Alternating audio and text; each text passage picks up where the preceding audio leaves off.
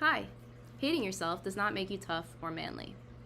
Andrew Tate hates himself. He will never be happy for as long as that's true, but I would be very surprised if he was aware of that. His posts ooze self-loathing, self-hatred, very thinly disguised as self-discipline. And his lack of self-awareness is just icing on the cake. Listen, there is no shortage of people out there that want to sell you on their particular brand of self-loathing, just for their own validation. We all want to be happy, right? Maybe they think that your views, your adoration, your respect, your follows, your subs will give them that fulfillment. Maybe an important person in their life did not give them the love that they deserved. Maybe they grew up believing they don't deserve love at all. But the red flags are always the same, so recognize them. Punishing yourself will not make you tougher or stronger or more prepared for the world. It'll just damage you more. In fact, you can't grow or be happy until you understand that you deserve love. And that has to start with loving yourself. And I know that is the hardest part.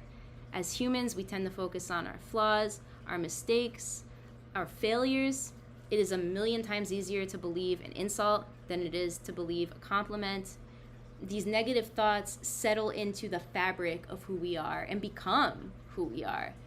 But just like you're able to grasp on to the negative thoughts and feelings, you are also able to recognize them as unhealthy and reject them. And once you get in the habit of doing that, of recognizing that these thoughts only exist to harm you and sending them back, you'll start to notice that your thoughts are getting healthier. You'll stop believing these awful, awful things about yourself, and you'll start to have a little hope. That is a real way out of this. You don't want to be like these guys. You don't want to take their mal-informed, maladjusted advice. Their whole game is preying on insecure people, mostly dudes, guys who are going through a tough time or a tough life, trying to find a way out. This is not a way out. You can't get out of a hole by grabbing onto a guy who won't even admit he's in the same hole you are. He's just going to keep you down there. This isn't just about Andrew Tate. There are a million Andrew Tates online. I'm sure you can think of a handful right now. They draw you in by showing off their wealth, a huge red flag, and preying on your misconception of what it means to be manly or masculine or attractive. But here's the thing. If you follow their advice, you become the kind of person that women, people in general, avoid, scoff at, roll their eyes at, and pity. You do not want that. Just stay away. Outsmart the grifter and realize he does not have the happiness that you're looking for. I have met way too many people who believe that their only skill is to scam people out of their money. But with every single one of these people, no matter how much they make, it's never enough. Because it was never about the money to begin with. They still never see their own worth. They just move on to the next scam. It is a sad, vicious, never-ending cycle, and it doesn't work. I met this big YouTuber who told me that I would be stupid not to turn my channel into something vapid and sell courses about something I don't know anything about.